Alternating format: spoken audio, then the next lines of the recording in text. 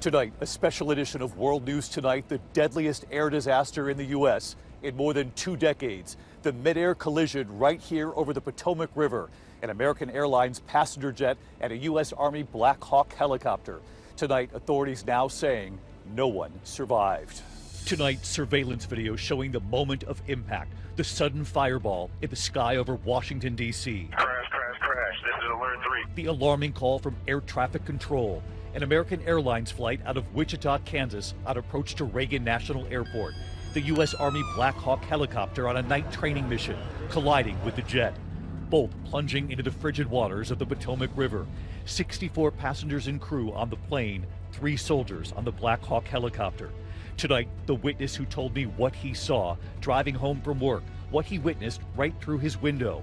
And tonight, we're learning about the 67 lives lost, the American Airlines pilots, the young figure skaters, their coaches and family members returning from the national championships and camp in Wichita. The young stars, many from the Boston area. The husband and wife coaching team. Former Olympic skater Nancy Kerrigan tonight in tears talking about those young skaters. Among them, a 16-year-old figure skater and what he posted just before that flight took off from Wichita. President Trump in the White House briefing room today calling for a moment of silence. Moments later, the president implying DEI policies, diversity, equity, and inclusion might have contributed to the crash. Also tonight, the fast-moving investigation now. You will hear the air traffic controller asking the Black Hawk helicopter, do you see the regional jet? Tonight, Defense Secretary Pete Hegseth saying a mistake was made. And what early data reveals about altitude. The Black Hawk flying at 350 feet, authorities on where it should have been. And tonight, new questions about whether that one air traffic controller was doing the work of 2 controllers. And tonight here, my interview with the D.C. fire chief, what his divers found when they reached the wreckage 10 minutes after the crash, the fuselage in multiple parts. And tonight, images of the Black Hawk helicopter submerged to the Potomac, and what we're now learning about those service members. Were they wearing night vision goggles during routine training? Our team here on the ground, a special edition of World News Tonight, begins now. From ABC News, this is ABC World News Tonight with David Muir, reporting tonight from Washington, D.C. Good evening tonight from Washington, D.C. We are here along the banks of the Potomac, the scene of America's deadliest plane crash in nearly 24 years. A U.S. Army Black Hawk helicopter on a night training mission colliding with an American Airlines passenger jet, Flight 5342, with 60 passengers and 4 crew members. The jet had taken off from Wichita, Kansas, and was coming in for landing, nearly reaching runway 33 here. Tonight, Transportation Secretary Sean Duffy saying, quote, everything was standard in the lead up to the crash. So tonight there are many questions. How could this happen? And you will hear the air traffic controller asking the Black Hawk, do you see the jet? The Army crew answering yes. The images right here tonight, an airport surveillance camera capturing the moment the 2 aircraft collide, the jet and the Black Hawk falling into the icy Potomac below. The jet breaking into multiple pieces, more than 300 first responders rushing to the scene, firefighters, the U.S. Coast Guard, the Army, and the NTSB. Tonight, my interview with the D.C. fire chief, who told me his team reached the wreckage in the water 10 minutes after the crash. Divers working through the night, searching the waters for any possible survivors. Among those on board, 14 figure skaters, their coaches and family members. On the Black Hawk, 3 U.S. service members, experienced pilots conducting routine training. By daylight, that rescue effort had turned to recovery. Tonight, we've learned nearly 40 bodies pulled from the water, but officials say the wreckage will need to be lifted to recover the others. We know shortly before the crash, the American flight was asked to change runways. The pilots agreed. They changed course. They were coming in. And we know that air traffic control reached the Black Hawk, and you'll hear the audio. They confirmed seeing that jet. And tonight here, the faces of some of the victims, the young skaters, and President Trump today asking for a moment of silence, but then appearing to imply blame for the crash. But we start here with the investigation, the deadly collision in the air, and so many lives lost. Tonight, the deadliest air disaster in the U.S. in nearly 24 years. Last night, 8:48 p.m., the deadly, catastrophic collision over the Potomac River. An American Airlines regional jet and a U.S. Army Black Hawk helicopter colliding. The emergency calls were immediate. Crash. This is Alert 3. The regional jet, American Airlines Flight 5342 from Wichita, Kansas, was coming in for landing. Just 2,400 feet left to go. Did you see that? These images of the deadly collision now being closely examined by federal authorities. The moment captured on an EarthCam live stream at the Kennedy Center. The horror lighting up the night sky in Washington. A fireball in the air, sending both aircraft plummeting into the icy, waist-deep waters of the Potomac. The passenger jet breaking into multiple parts. Some 300 first responders on the scene in minutes, conducting a massive search and rescue operation. Emergency vehicles lining up along the Potomac River, using their lights to illuminate the river. Helicopters flying overhead, using their searchlights to scan the dark, frigid waters. Dive teams searching in the water barely above freezing. Late today, D.C. Fire Chief John Donnelly. Your team's encountered very challenging conditions. Yes. The river is dark, it's cold, it's windy, there's ice on there, and they're looking for a plane that's underwater. So it's a very challenging response initially, and within 10 minutes of the accident happening, the first fireboat found the plane and began to conduct what they would hope to be rescue operations. Chief, you broke the very difficult news today that there were no survivors here. Yeah. I can't imagine a worse scenario for rescue operations, and they've been working really hard at it. What did they find in terms of the fuselage of the plane?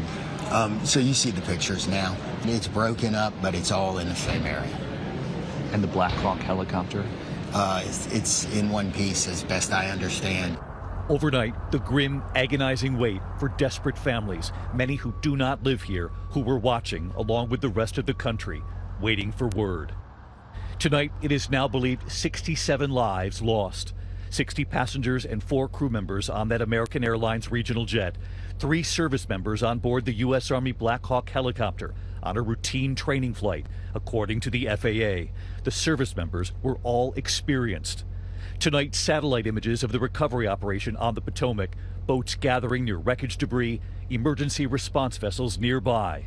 But they were not needed. And while the investigation is still very early, Flight 5342 from Wichita was approaching, preparing to land at Reagan National Airport from the south. Minutes before the jet was to land, air traffic controllers asking the American Airlines flight to change runways, to land on a shorter runway, runway 33.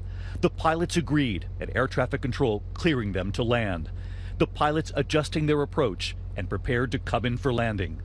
Reportedly less than 30 seconds before the crash, you hear air traffic control also ask the crew piloting the Black Hawk helicopter if they saw the regional jet. The helicopter pilot says yes. At-25, this is CRJ in flight. At-25, F1 is CRJ. This has a aircraft in sight, precision separation. The controller makes another radio call to that helicopter, telling them to pass behind the CRJ, the regional jet. There was no reply. Seconds later, the collision. And with those 60 passengers and 4 crew members on board that plane, the plane's radio transponder stopped transmitting just 2,400 feet before they would have landed. They were just a few hundred feet above the water at that point, right over the middle of the river. Tonight, the NTSB says the investigation has just begun. Today was their first full day on the scene, and there are many questions. Among them, authorities will have to answer whether the helicopter might have mistaken another aircraft in the air as the one air traffic controllers were talking about when they first radioed, asking, "Do you see that jet? Do you have the regional jet in sight?"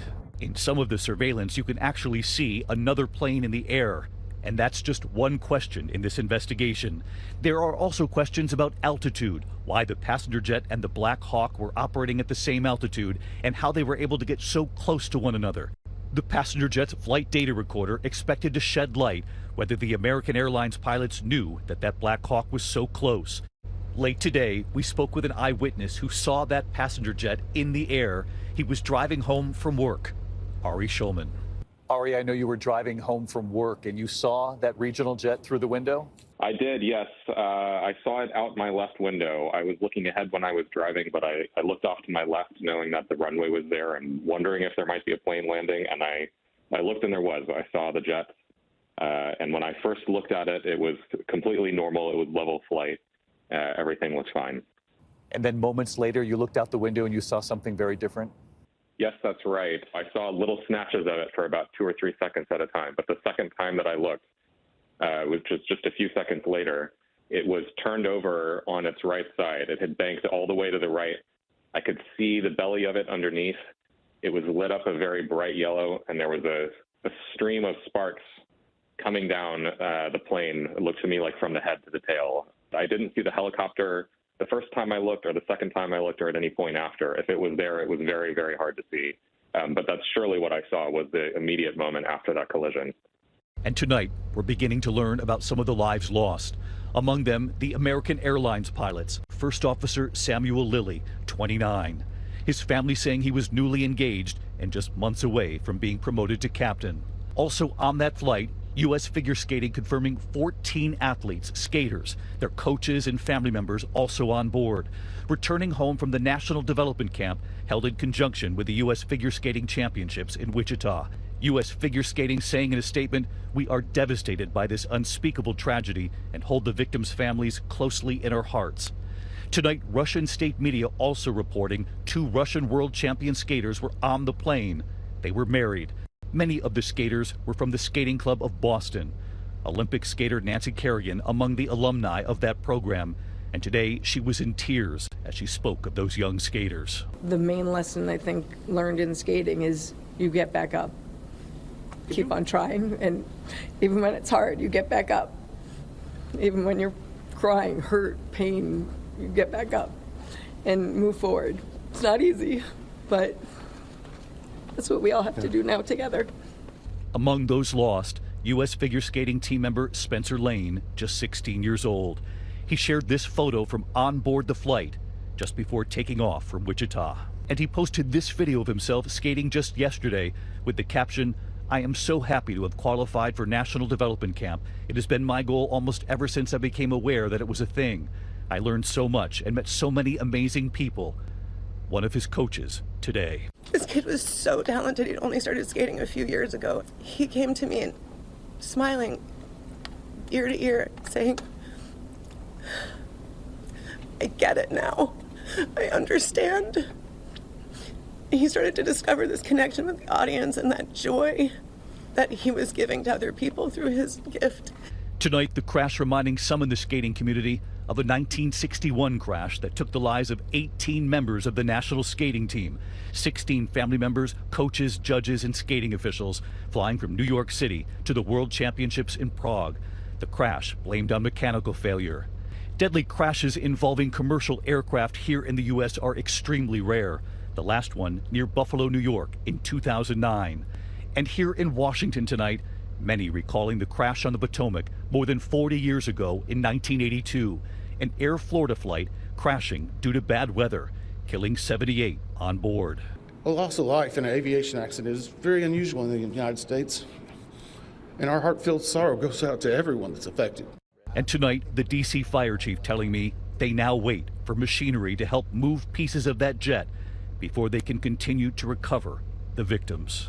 Obviously, there are still some victims in that wreckage. Absolutely. We know this hasn't been easy for your teams as well. Not at all. We thank you. Thank you for all you're doing. You're welcome. Thank you. Thanks, Chief. The D.C. fire chief telling me those rescue crews were here in the water and at the wreckage 10 minutes after the crash. And in fact, right over my shoulder here on the Potomac, you can see the control tower there tonight.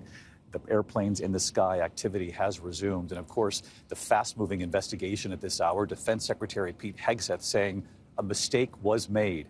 And what early data reveals tonight about altitude, the Black Hawk flying at 350 feet, authorities on where it should have been. And tonight also questions about whether that one air traffic controller was actually doing the work of 2 controllers. Gio Benitez covers aviation.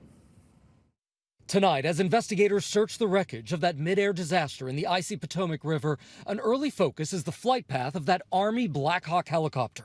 That chopper appeared to be flying at about 350 feet, according to early flight data, when it should have been flying under 200 feet. Defense Secretary Pete Hegseth tonight. The military does dangerous things. It does routine things on the regular basis. Tragically, last night, a mistake was made. There was some sort of an elevation issue. that we have immediately begun investigating. D.C. airspace among the busiest in the country. And tonight, a source with direct knowledge confirming reports that the air traffic controller on duty was performing the job normally done by 2 controllers. This is usually done when there's less air traffic. But last night, that change from 2 controllers to 1 was made 40 minutes earlier than usual because of lighter traffic. Late today, the NTSB responding. We have not reviewed any specific reports about the controllers at this time, at least from the leadership team. Our investigators are continuing to pull all that information, their personnel records, their files, where they were at, whether they were fatigued. The union for ATC workers saying tonight it stands with a highly trained, highly skilled workforce. Meanwhile, commercial airplanes are equipped with collision avoidance systems designed to prevent these types of crashes. But that system only works at about 1,000 feet or higher. Remember, the plane involved in last night's crash was flying about 350 feet from the ground. Meanwhile, it was a clear night, so experts say the pilot of the Black Hawk helicopter would have been flying visually. And David, we've just learned that the black boxes from the American Airlines flight have just been recovered and they are on the way to the NTSB lab. David? A very important development tonight. Gio Benitez, our thanks to you. And this evening, what we're also learning about the Black Hawk helicopter, the service members on board and their mission. Martha Raddatz is here with me tonight. And Martha, we learned today they had night vision goggles on. You learned that this was routine training and that they were experienced pilots. They were both very experienced pilots. They have done that run several times themselves in the day, in the night, and they did apparently have those night vision goggles on. That would be unusual if they did not, but that can make it more difficult. Helicopter pilots I've talked to in the last 24 hours say it is much more difficult with those night vision goggles on because you may think you see that plane in front of you, but they may have been looking at the lights of the city or another plane, David. Or other aircraft, indeed. All right, Martha Raddatz with us here tonight. Martha, thank you. Meantime, tonight, President Trump coming before the cameras in the White House briefing room today, calling for a moment of silence. And then moments later, the president implying that DEI policies, diversity, equity, and inclusion, might have contributed to the crash. Mary Bruce was in the briefing room. Tonight, with the recovery effort underway and the investigation only just beginning, President Trump, without any evidence, blaming the diversity policies of his predecessors for the deadly crash.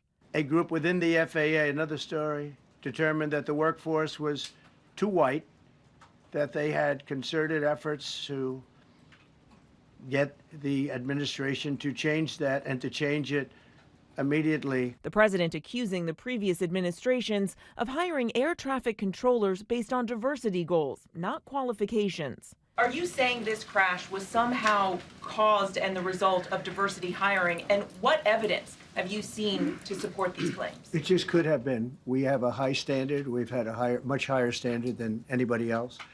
And there are things where you have to go by brain power. But Trump also acknowledged he wasn't sure if the air traffic controllers made any mistakes. Former President Biden's Transportation Secretary Pete Buttigieg responding despicable, saying as families grieve, Trump should be leading, not lying. We put safety first, drove down close calls, grew air traffic control, and had 0 commercial airline crash fatalities out of millions of flights on our watch.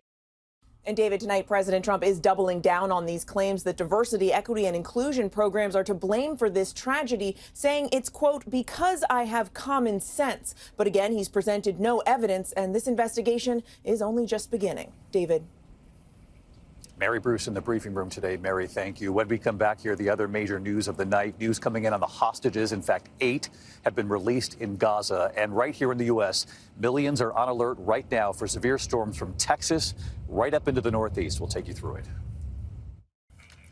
Tonight, Hamas freeing 8 more hostages as part of the ceasefire agreement with Israel. 3 Israelis and 5 Thai citizens reuniting with their families.